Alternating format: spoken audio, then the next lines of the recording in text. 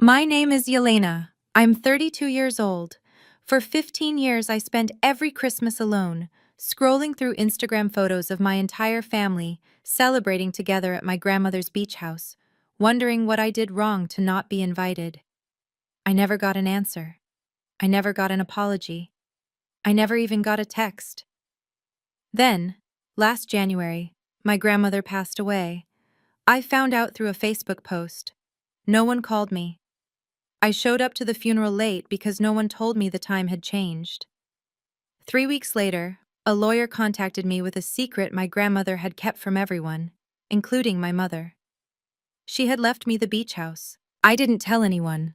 For 11 months I waited, and this Christmas Eve, when 23 relatives showed up expecting their annual vacation, they found me standing at the front door.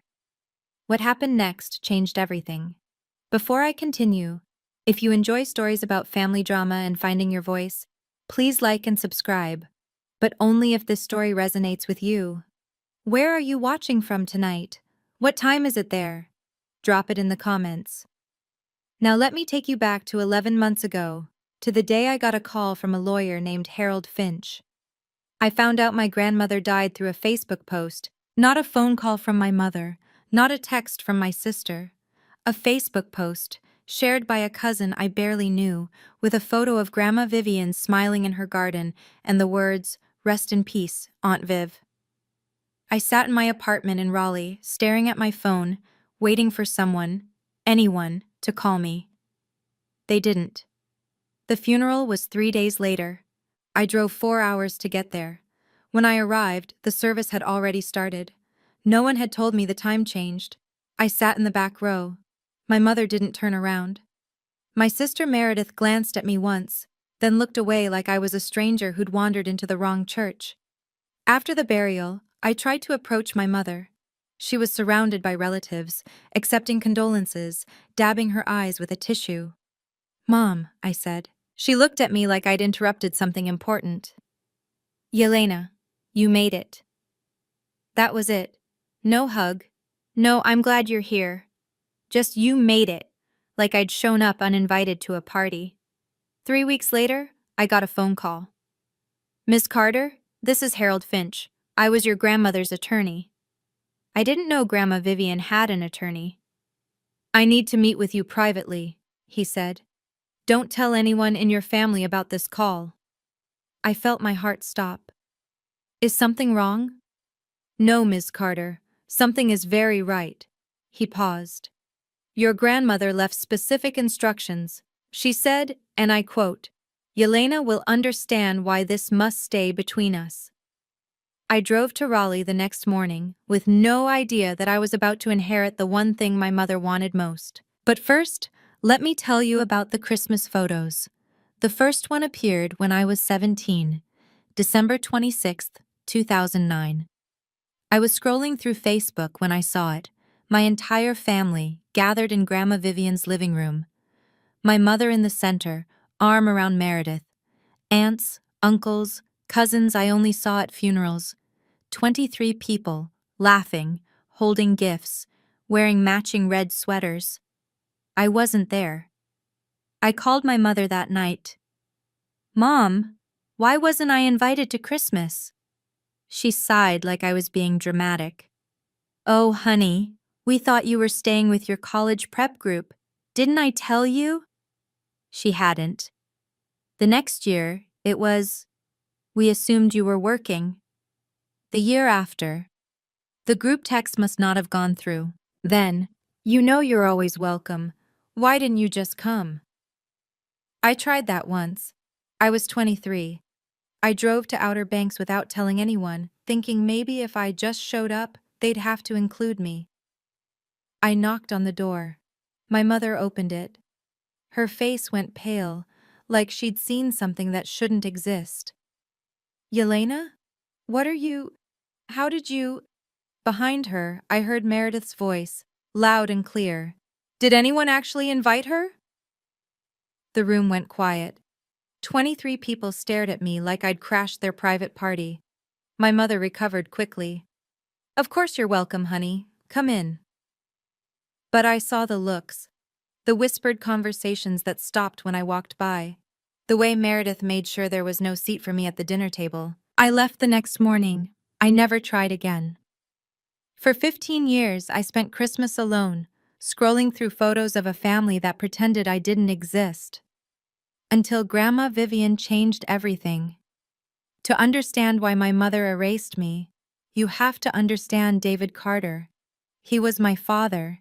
He died when I was 3. I don't remember him, not really. Just fragments, the smell of turpentine, a deep voice humming jazz, the way he used to lift me onto his shoulders so I could touch the clouds.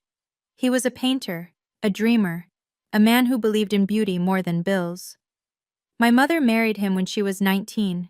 She was young, impulsive, madly in love. Her parents disapproved, her friends warned her, but Diane followed her heart. And then reality set in. David couldn't hold a steady job. His paintings didn't sell. They lived in a one-bedroom apartment with a leaky roof and a baby who cried all night. When I was 3, David was driving home from a gallery showing, his first real chance at success. A truck ran a red light. He died on impact. The paintings that didn't sell while he was alive? They're worth 6 figures now. But my mother didn't want the money. She wanted to forget. She remarried 2 years later. Richard Mitchell. Stable, successful, safe. They had Meredith when I was 7. And slowly, carefully, my mother began erasing David Carter from existence. She never talked about him, never showed me photos. When relatives asked about her first marriage, she changed the subject. And me? I have his eyes. Blue-gray, unusual, unmistakable. Grandma Vivian was the only one who told me the truth. "Your mother doesn't hate you, Yelena," she said once, when I was crying on her porch after another Christmas alone. "She hates what you remind her of." I didn't understand then. But the day I walked into Harold Finch's office, I finally did. Harold Finch's office was in a brick building downtown, the kind of place that smelled like old books and important decisions. He was older than I expected, silver-haired, kind-eyed, with a handshake that felt like a promise. "Thank you for coming, Ms. Carter." He gestured to a leather chair. "Please, sit." I sat. My hands were shaking. He slid an envelope across his desk. "Your grandmother asked me to give you this first, before we discuss the legal matters." The envelope was cream-colored, my name written in Grandma Vivian's shaky cursive. I opened it carefully, like it might break. Inside was a single page, handwritten. "My dearest Yelena, if you're reading this, I'm gone. But before I left, I needed to make something right. You are the only one who never asked me for anything. You visited every Sunday, not for my money, not for the house, but for me. You called just to hear my voice. You sat with me when I was sick, when I was scared, when I was lonely.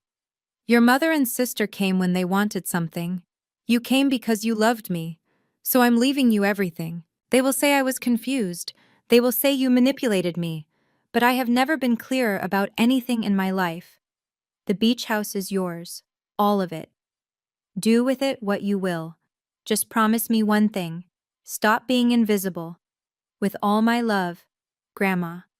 I looked up at Harold. My eyes were wet. "The beach house," I whispered. "She left me the beach house?" Harold nodded. "The deed, the property, everything. She prepared this 5 years ago and updated it twice, specifically to protect against contestation." He leaned forward. "Ms. Carter, your grandmother anticipated resistance. This will is ironclad." I sat in that leather chair for a long time, holding Grandma's letter like it was the only thing keeping me tethered to the earth. The beach house. The place where my family gathered every Christmas without me. The place where they took photos in matching sweaters and pretended I didn't exist. The place worth $2.3 million that my mother had been eyeing for decades. And Grandma Vivian had left it to me. Harold cleared his throat. "Ms. Carter, I need to ask, do you want me to notify your family about the will?" I looked at him. 15 years. 15 Christmases. 15 times I'd found out I was excluded through a screen, sitting alone in my apartment, wondering what I'd done wrong. And now, for the first time in my life, I had something they wanted. "No," I said. "Not yet." Harold nodded slowly. He didn't seem surprised. "Your grandmother predicted you'd say that." "She did?" He reached into his desk and pulled out another envelope, smaller, sealed with wax. "She left me instructions. She said, 'When Yelena tells you she wants to wait, give her this.'" I opened it. Inside was a single line, in Grandma's handwriting. "I knew you'd need time. Take all the time you need. But when you're ready, show them who you are." I folded the note and put it in my pocket. "Mr. Finch," I said, "how long does it take to transfer the deed?" "With your cooperation, about 3 weeks." "And if I want to keep it private?" He smiled, just a little. "I've been doing this for 40 years, Ms. Carter. I know how to be discreet." I stood up. "Then let's begin." 11 months. That's how long I waited. And in that time, I learned what my grandmother already knew. Patience isn't weakness. It's strategy. The next 11 months felt like living 2 lives. In one life, I was Yelena Carter, senior accountant at a private firm in Raleigh. I filed reports, I attended meetings, I ate lunch alone at my desk. In the other life, I was quietly becoming the owner of a $2.3 million beach house that my family didn't know belonged to me. February. I signed the final paperwork. Harold handed me a set of keys and a folder thick with documents. "It's done," he said. "The property is legally yours." April. Easter came and went. No invitation. I didn't expect one. July. Meredith's birthday. I opened Instagram and saw 47 photos from the beach house. My mother raising a champagne glass. My sister blowing out candles on the deck. My cousin's kids running through the living room I now owned. I saved every photo. Documentation, Harold had called it. Evidence of use without permission. September. I was checking my email when I found a forwarded message from Aunt Patty, my grandmother's younger sister. It was from a family group chat I'd never been added to. Diane had written, "Mom's beach house needs maintenance. I'm scheduling a contractor for next month. I'll handle the bill." She was scheduling repairs on my house, spending money on my property, without asking, without knowing. I called Harold. "What do I do?" "Letter," he said. "Keep the receipts. She's improving your asset for free." The contractor came in October. New roof shingles, fresh paint on the deck, upgraded kitchen appliances. My mother paid $12,000 to renovate a house that wasn't hers. I kept every invoice. November. I started planning. December 23rd. I boarded a flight to North Carolina with a folder full of documents and 15 years of silence packed into a single word. Enough. 1 week before Christmas, I made a phone call to the Dare County Sheriff's Office. "I'd like to report a potential trespassing situation," I said. "I own a property in Outer Banks.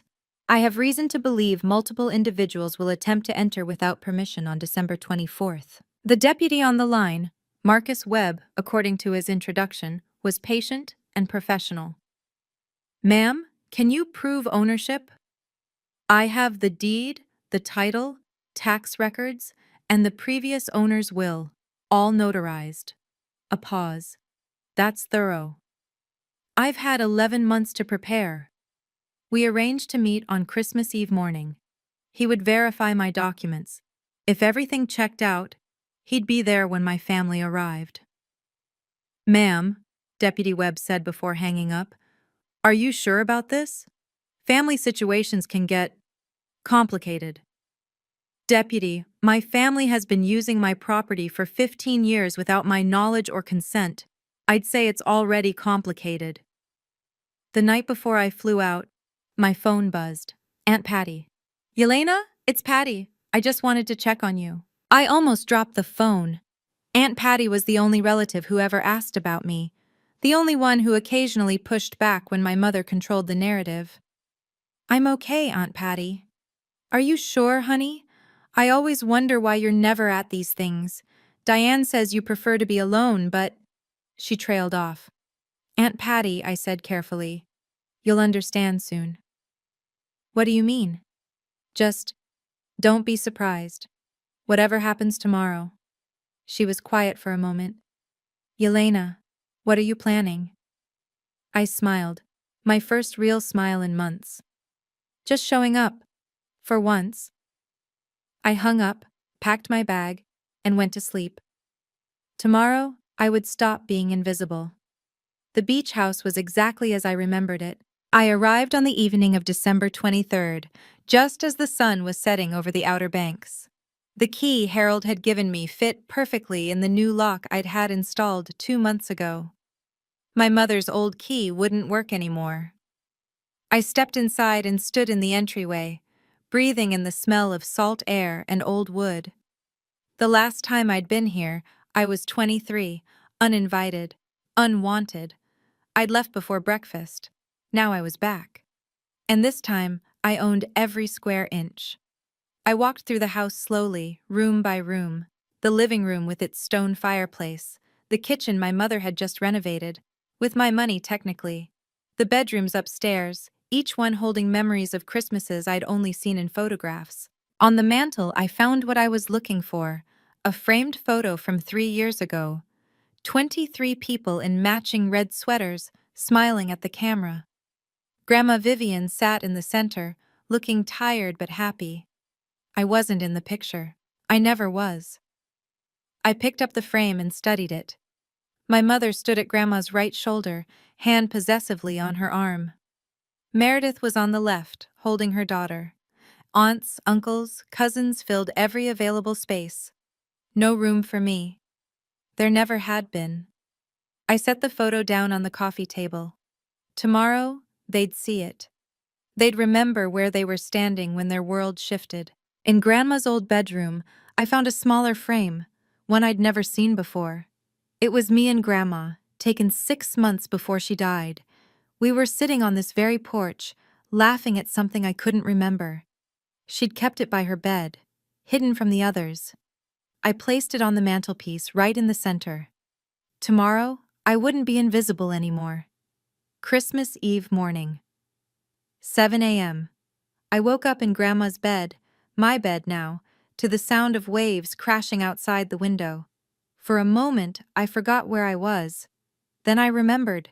Today was the day. I showered, dried my hair, and stood in front of the closet I'd brought from Raleigh. I'd packed light, documents, toiletries, and one outfit I'd chosen specifically for this moment. A deep burgundy cashmere sweater, Grandma's color. She always said red was for people who refused to disappear. I put it on, applied light makeup, classic red lipstick, the same shade she used to wear. When I looked in the mirror, I didn't see the woman who'd been erased for 15 years. I saw someone else, someone ready. At 8:30, my phone rang. Ms. Carter, Deputy Webb, I'm on my way. Thank you, Deputy. I'll have everything ready. I spread my documents across the dining room table. The will, the deed, tax records showing I'd paid property taxes for the past 11 months, the contractor invoices my mother had unknowingly generated, Harold's letter confirming the legal transfer, 23 copies of an eviction notice, one for each adult family member. Deputy Webb arrived at 10. He was a tall man, mid-40s, with the calm demeanor of someone who'd seen everything. He reviewed each document carefully. This all looks legitimate, ma'am. He looked up. You really own this place. I really do. And your family doesn't know? They will in about 2 hours. He nodded slowly. I'll be here when they arrive. But ma'am, are you sure about this? Once this happens, there's no going back. I thought about 15 Christmases, 15 years of being forgotten. I've never been more sure of anything. He handed back my documents. Then let's wait. At 11:47 a.m., I saw the first car turn onto the gravel road. I was standing at the upstairs window, watching. Deputy Webb waited in his patrol car, parked discreetly behind a cluster of trees at the edge of the property. My mother's silver SUV led the procession. Behind her came Meredith's white Range Rover, then Richard's black BMW, then car after car after car. Aunts, uncles, cousins, their spouses, their children. 6 vehicles in total, 23 people, plus luggage, Christmas decorations, and enough food to feed an army. They poured out of their cars like they owned the place, because they thought they did. I watched my mother stride toward the front door, keys jangling in her hand. She was wearing a cream-colored coat and pearls, always pearls. Her posture radiated ownership, authority, control. Meredith followed close behind, directing her husband to unload the suitcases. Put the big ones in the master bedroom. Mom and Dad always take that room. My room now, my master bedroom. The children ran ahead, shouting about the beach, about presents, about all the things they'd do this week in Grandma Vivian's house. Not Grandma Vivian's house anymore. Behind them all, almost unnoticed, Deputy Webb's patrol car pulled slowly out of its hiding spot and rolled toward the driveway. No one noticed. They were too busy unloading, chattering, claiming their spaces. I walked downstairs slowly.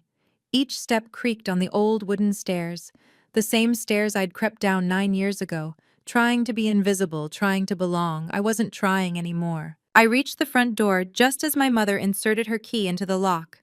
I heard it click, and then I heard her confusion. What the? Richard, the key isn't working. I smiled and opened the door. The look on my mother's face when the door swung open will stay with me forever. She was standing there, key still in hand, mouth half open to complain to Richard about the lock. And then she saw me. For 3 full seconds, no one spoke. I stood in the doorway wearing Grandma's color, my hand resting casually on the doorframe. Behind me, the fire I'd lit that morning crackled warmly. The house smelled like cinnamon and cedar. Christmas smells. Yelena? My mother's voice cracked. What are you? How did you get in here? Good morning, Mom. I didn't move from the doorway. Richard appeared behind her, frowning. The locks must be broken. Let me try. The locks aren't broken, I said calmly. They're new. I changed them. Silence. Meredith pushed forward, her face twisted in confusion. You changed the locks? On Mom's house? It's not Mom's house. My mother laughed, a sharp, nervous sound. Yelena, what are you talking about? This is my mother's property. I don't know what kind of… It's my property, I said. It has been for 11 months. More silence. Behind the family, I saw Deputy Webb step out of his patrol car. He waited by the vehicle, watching. Aunt Patty was the first to notice him. Diane, why is there a police officer here? Everyone turned. 23 people stared at the patrol car like it had materialized from nowhere. I asked him to come, I said, in case anyone had trouble understanding the situation. My mother's face went from confused to furious. What situation? What are you talking about? I think we should discuss this outside, I said, considering this is my home and none of you have been invited in. I stepped back and began to close the door. Wait! My mother lurched forward. You can't do this! Actually, I said, I can. I opened the door wider, not to invite them in, but so everyone could see me clearly. The December wind cut across the porch, sharp and cold. My family stood clustered on the steps like carolers who'd forgotten their song. Children huddled behind their parents. Suitcases sat abandoned on the gravel. This is ridiculous, my mother snapped. Richard, call the police. The police are already here, ma'am, Deputy Webb said, walking up the path. His voice was calm, professional. I'm Deputy Marcus Webb. I've been asked to assist Ms. Carter with a property dispute. There is no dispute, my mother's voice rose. This is my mother's house. With respect, ma'am, it's not. Deputy Webb stopped beside me. I've reviewed the deed, the will, and the property records. This house belongs to Yelena Carter, has for almost a year. I watched the information ripple through the crowd. Aunts exchanged glances. Uncles shifted uncomfortably. Meredith grabbed her husband's arm like she needed something to hold on to. "That's impossible," Meredith said. "Grandma would never—" "She did." I pulled a folder from behind the door, the folder I'd prepared 11 months ago. "This is a copy of her will, signed, witnessed, notarized. She left the beach house to me, specifically and exclusively." My mother snatched the folder from my hands. Her eyes scanned the pages, her face growing paler with each line. "This can't be real." She was confused. She had dementia.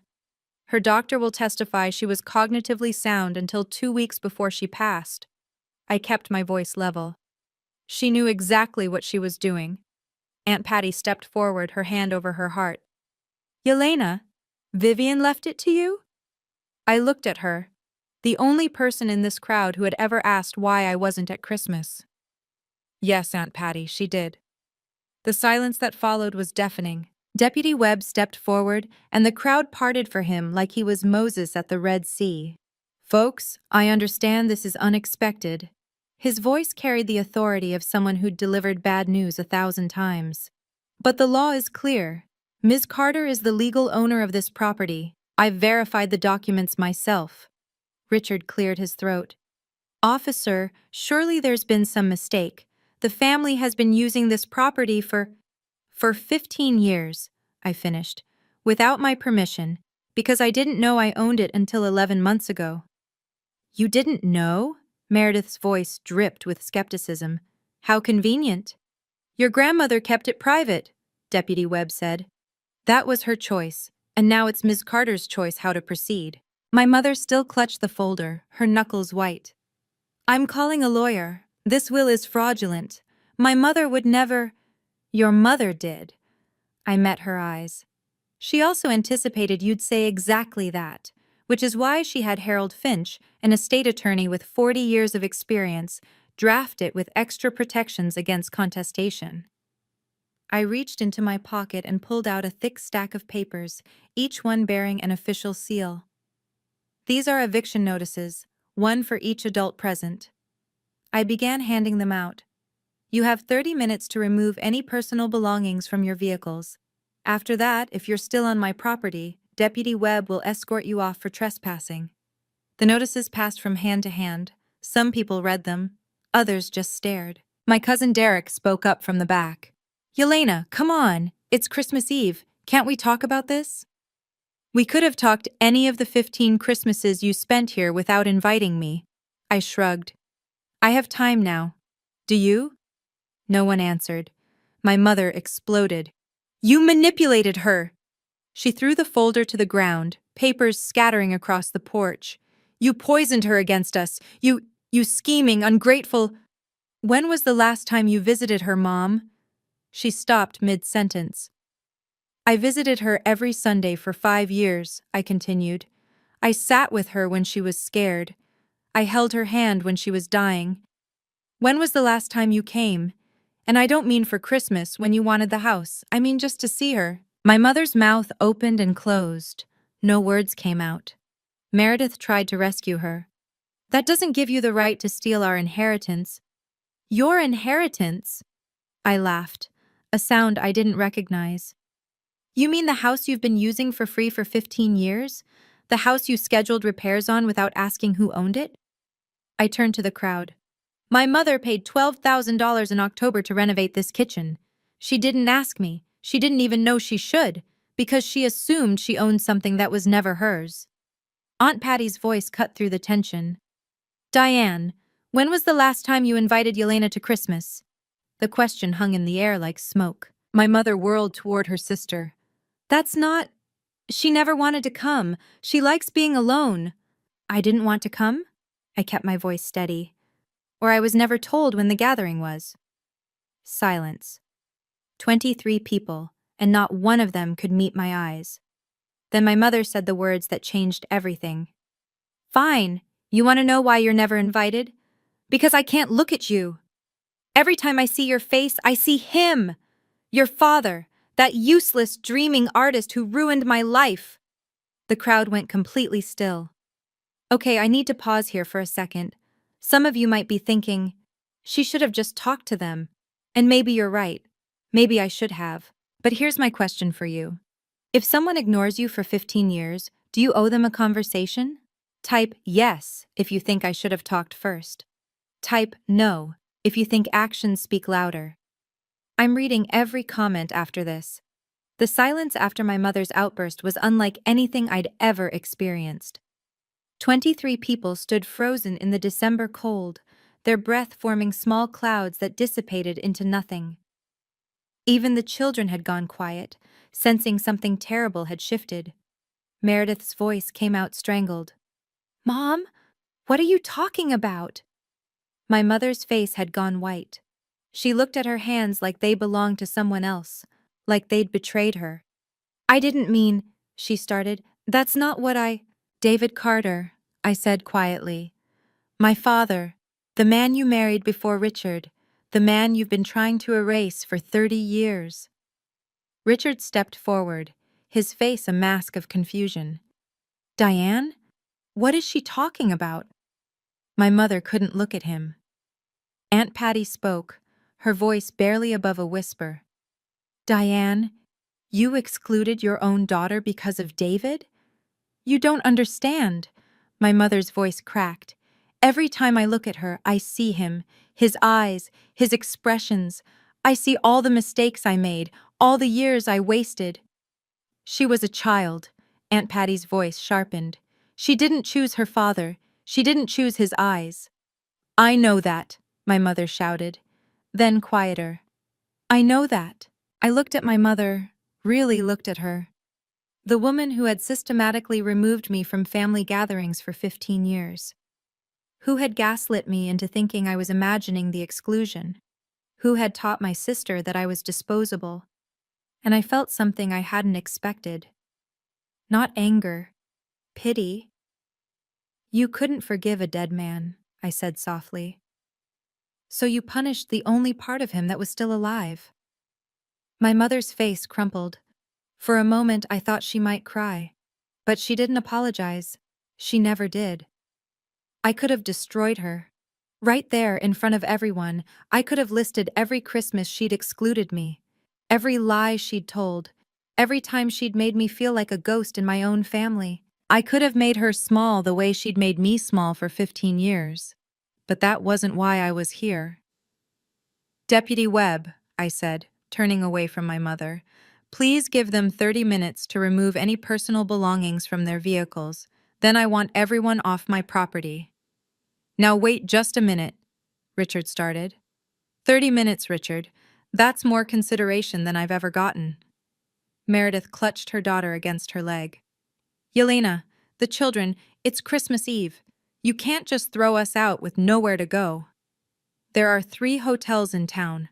I kept my voice level. "I called ahead yesterday. They have rooms available. I've already made the recommendation to hold blocks for a large family." Meredith's mouth fell open. "I'm not trying to ruin anyone's Christmas," I continued. "I'm not trying to make anyone suffer. I just want what should have been mine all along, the right to decide who enters my home." Deputy Webb stepped forward. "You heard her, folks. 30 minutes. I'll be timing." One by one, the family began to move, slowly, reluctantly. Suitcases were lifted back into trunks. Children were ushered into cars, doors slammed shut with the hollow sound of defeat. My mother stood motionless on the porch, staring at me like she was seeing me for the first time. "Yelena," she whispered, "please." I met her eyes, the same blue-gray eyes I saw in the mirror every morning. "You had 15 years to say please," I said. "You chose silence instead." I stepped back into my house and closed the door. I leaned against the closed door, my heart pounding so hard I could feel it in my temples. Through the window, I watched the cars begin to pull away, one by one. The gravel crunching under tires was the only sound. Then I heard a knock. I tensed. If it was my mother again. "Yelena, it's Patty." I opened the door. Aunt Patty stood alone on the porch. The other cars were already disappearing down the road. She hadn't left with them. "May I?" she asked softly. I stepped aside. She walked in, her eyes sweeping the familiar room with new understanding. I should have spoken up years ago. Her voice was thick. I asked Diane why you never came. Every year I asked. She always had an excuse. Yelena likes her space. Yelena has work. Yelena prefers to be alone. And you believed her? I believed her. Patty wiped her eyes. That's on me. I should have called you directly. I should have demanded answers. Why didn't you? She was quiet for a long moment. Because it was easier not to. Because Diane is... She searched for the word. Convincing. And I didn't want to cause conflict. So you chose peace over me. Yes. No excuses. No justification. Just the truth. Patty reached into her pocket and pulled out a folded piece of paper. Vivian gave me this. 2 months before she passed. She made me promise not to show anyone until after she was gone. I took the paper, unfolded it. It was a note in Grandma's handwriting. Patty, make sure Yelena knows she wasn't imagining things. It was real. Everything she felt was real. My hands trembled. She knew, Patty said. She saw everything. And she wanted you to know you were never crazy. For the first time that day, I let myself cry. From the window, I watched the last of the cars disappear down the gravel road. Meredith's white Range Rover was the final one to leave. Through the back window, I could see her daughter's face pressed against the glass, confused, watching the beach house shrink into the distance. I wondered what they'd tell her. Probably that Aunt Yelena was crazy, that she'd stolen the house, that she was a villain in their family story. It didn't matter anymore. Richard's BMW had paused before pulling out. He'd lowered his window and looked at me standing in the doorway. Yelena. His voice was tired. I'm sorry. For everything. I studied the man who'd been my stepfather for 27 years, who'd watched my mother erase me and never said a word. That's a start, Richard. But sorry doesn't undo 15 years. He nodded slowly, as if he'd expected that answer. I should have done more. Yes, you should have. He rolled up his window and drove away. My mother never looked back. She sat rigid in the passenger seat, staring straight ahead, as Richard's car made the turn onto the main road. Deputy Webb walked up to stand beside me.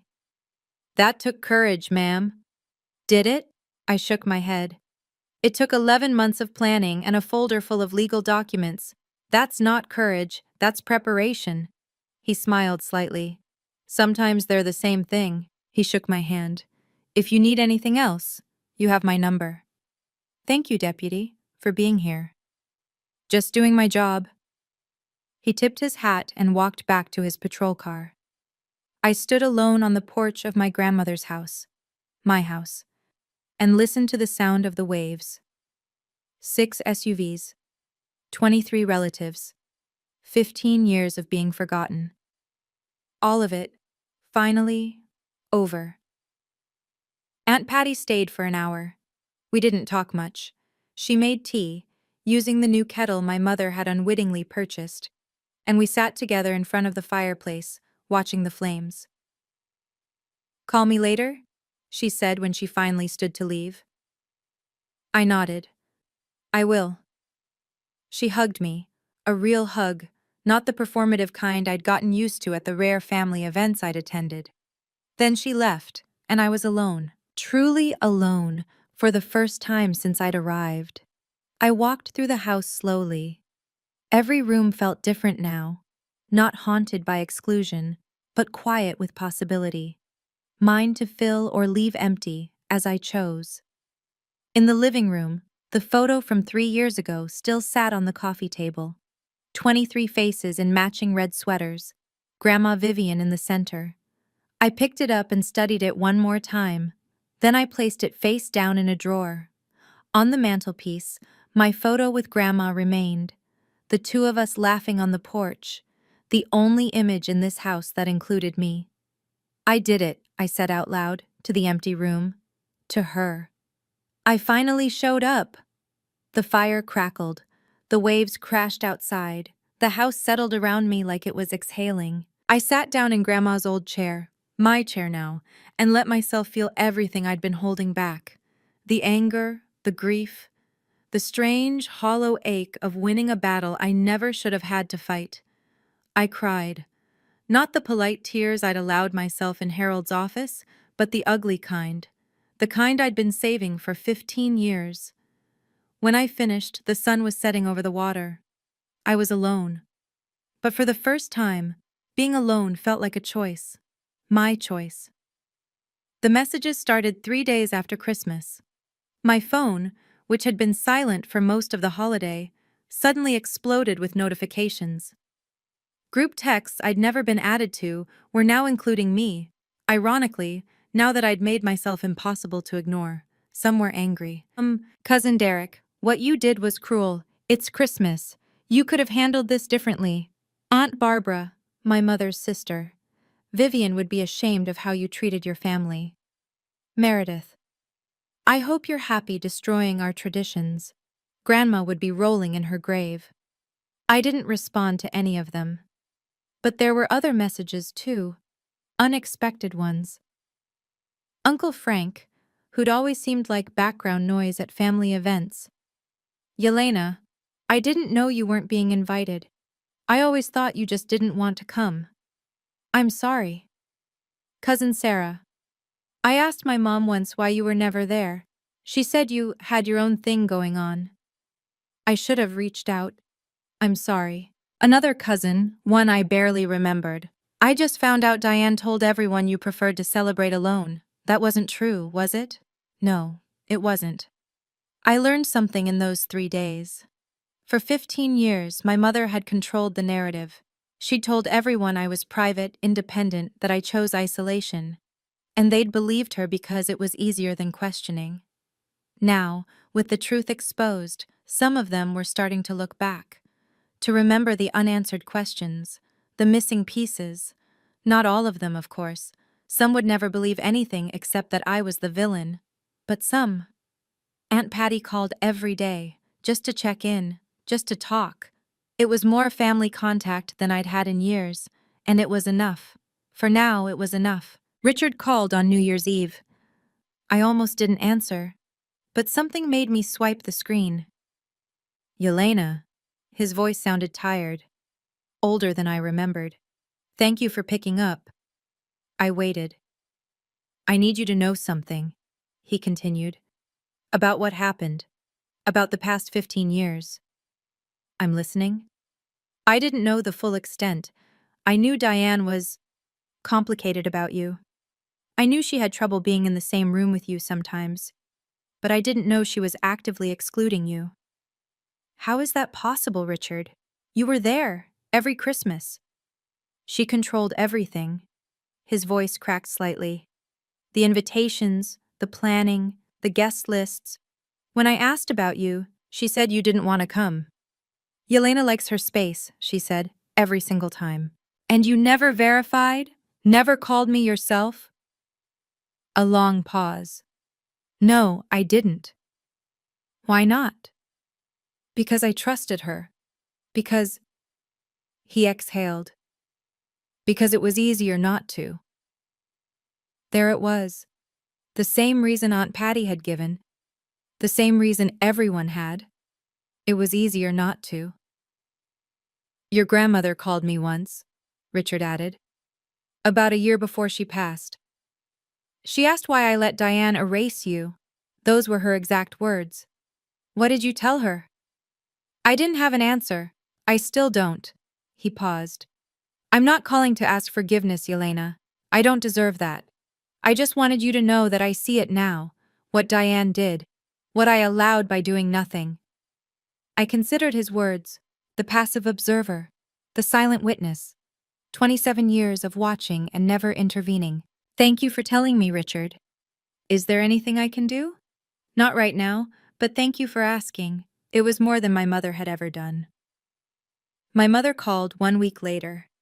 I recognized the number immediately, the same number that had never called on birthdays, never texted on holidays, never reached out for 15 years unless she wanted something. I answered anyway. I needed to hear what she'd say. Yelena, honey. Her voice was honeyed, careful, the voice she used when she wanted something.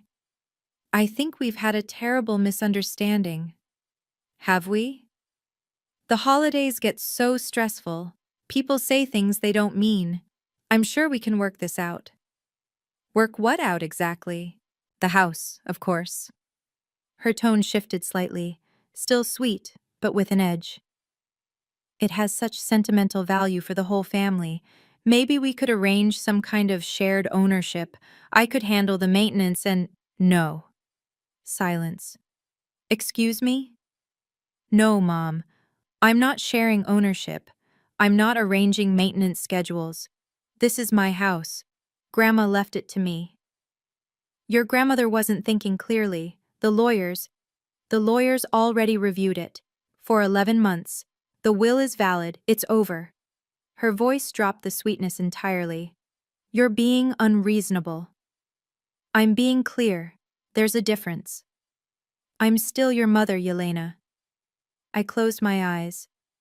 Being a mother requires more than biology, Mom. You taught me that. What is that supposed to mean? It means you spent 30 years trying to erase a dead man, and you erased me instead. And now it's done. I'm done. Yelena. Goodbye, Mom. I hung up. Then I blocked her number. It was the first time in my life I'd ended a conversation with my mother on my own terms. The first time I'd stopped waiting for an apology that was never going to come. It felt like putting down something heavy I hadn't realized I was carrying. Real quick, I know some of you are wondering if I ever forgave my mother. I'll get to that. But first, tell me, do you think people like Diane can actually change? Or is it just who they are? Comment change if you believe in second chances. Comment done if you think some patterns can't be broken. No judgment either way. I genuinely want to know what you think. Now back to the story. In February, I made a decision. I talked to my company about working remotely. They agreed, partially because I was good at my job, partially because post-pandemic flexibility had become the norm.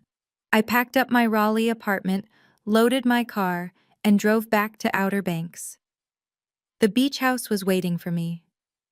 I spent the first week settling in, moving furniture, painting the bedroom a soft gray blue, making the space mine instead of a museum of family memories I'd never been part of.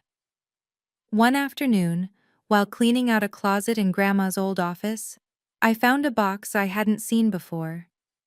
Inside were letters, dozens of them written to various family members but never sent. Most were mundane, thank you notes, birthday wishes, complaints about the weather. But at the bottom, I found an envelope with my name on it. For Yelena, when she's ready. Inside was a single page. My dearest granddaughter, you don't need their approval to have value. You only need the approval of yourself. They tried to make you small, but small things don't cast shadows. You were never small, Yelena. You were just waiting for your moment. I hope I'm not there to see it. Not because I don't want to be, but because I know you need to do this alone. You need to prove to yourself that you can. When it's over, remember, living well isn't revenge. It's simply the truth. I love you. I always have. Grandma Vivian. I held the letter for a long time. That weekend, Aunt Patty came to visit. We cooked dinner together, something neither of us had done with family in years. It was quiet, simple, and for the first time in my life, it felt like home. Meredith showed up unannounced in mid-March. I was on the porch reading when her white Range Rover pulled into the driveway. I watched her sit in the car for a full minute before she opened the door. She walked toward me slowly, like she was approaching a wild animal. "I'm not here to fight," she said. I set my book down. "Then why are you here?" She stopped at the bottom of the porch steps. She looked different, tired, uncertain. None of the polished confidence I remembered. "Can we talk?" I gestured to the empty chair beside me. She climbed the steps and sat, her movements stiff and awkward. For a long moment, neither of us spoke. "I didn't know," she finally said. "About how Mom treated you." I mean, I knew she favored me. That was obvious. But I didn't know she was actively keeping you away.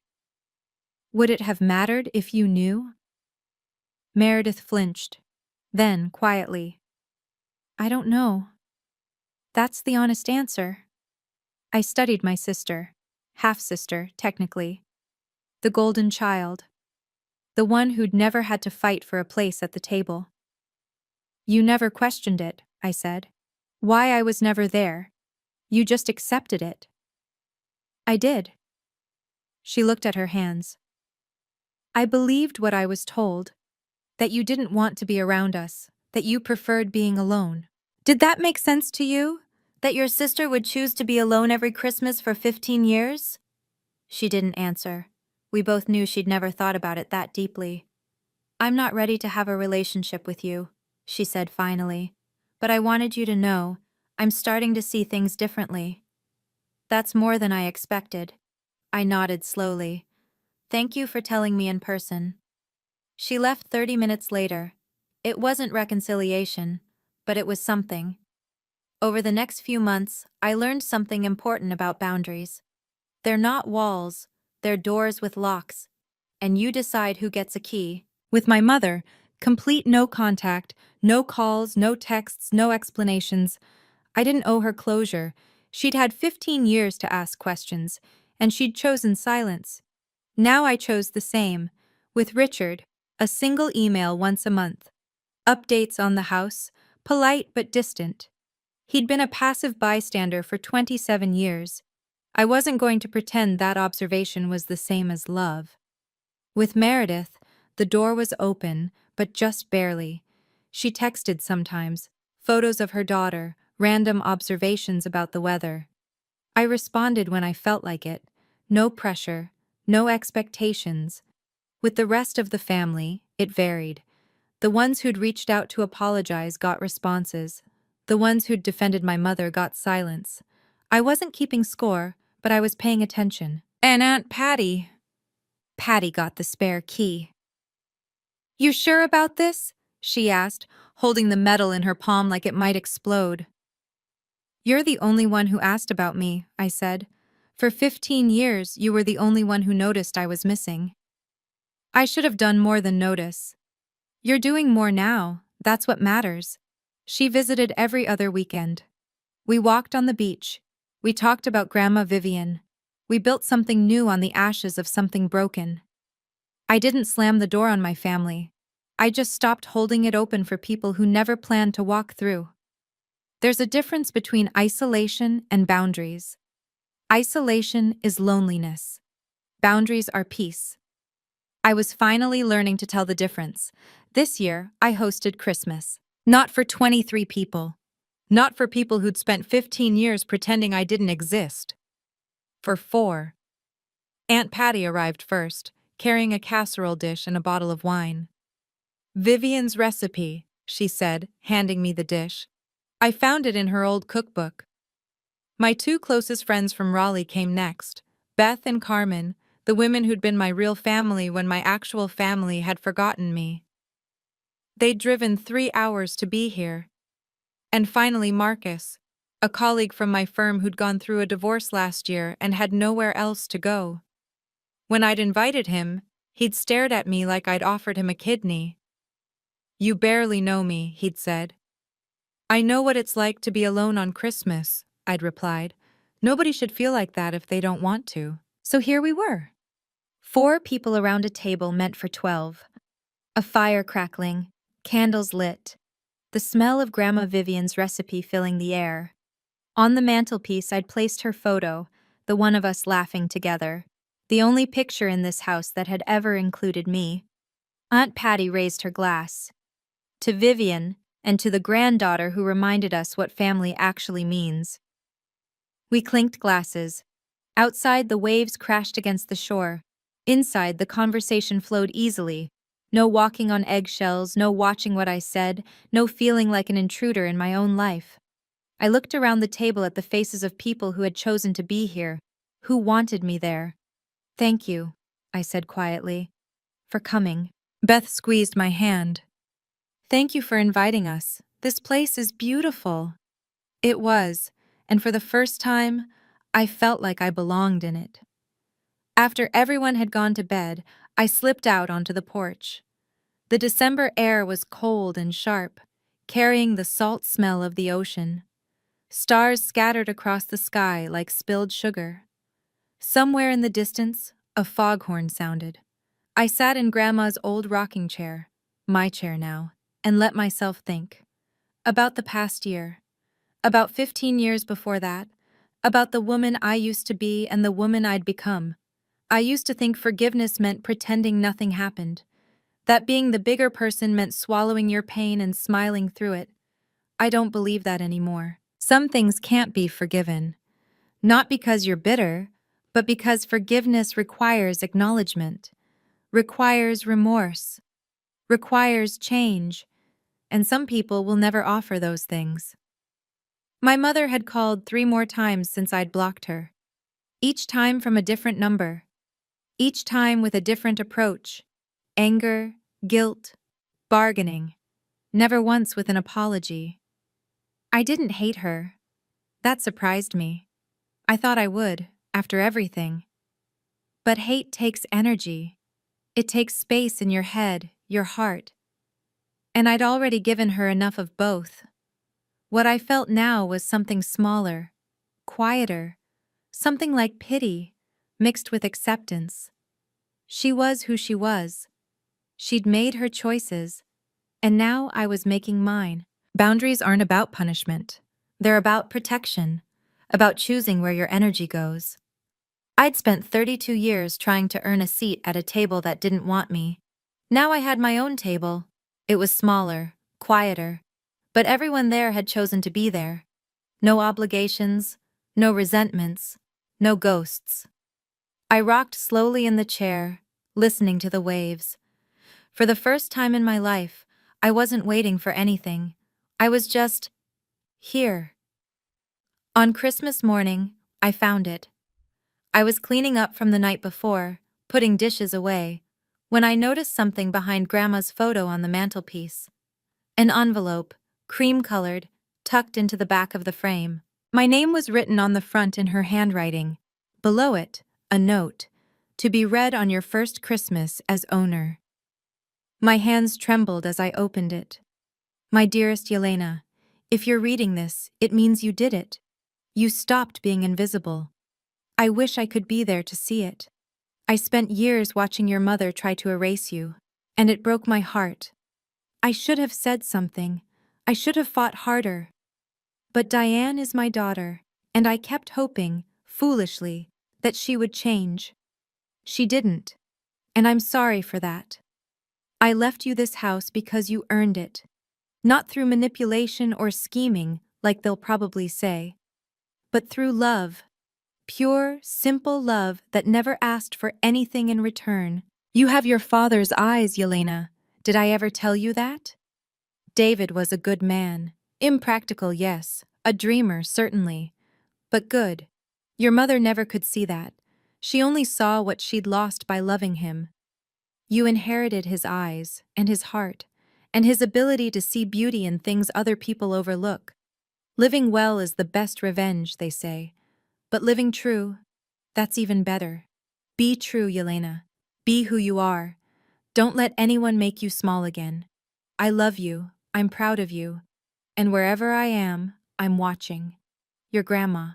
I pressed the letter to my chest and closed my eyes. Thank you, I whispered to the empty room. The fire crackled, the waves rolled, and somewhere I knew she heard me. Before I end, I want to share some thoughts on what happened. Not to excuse anyone, but to understand. My mother isn't a monster. That would be easier, honestly, if I could just label her as evil and move on.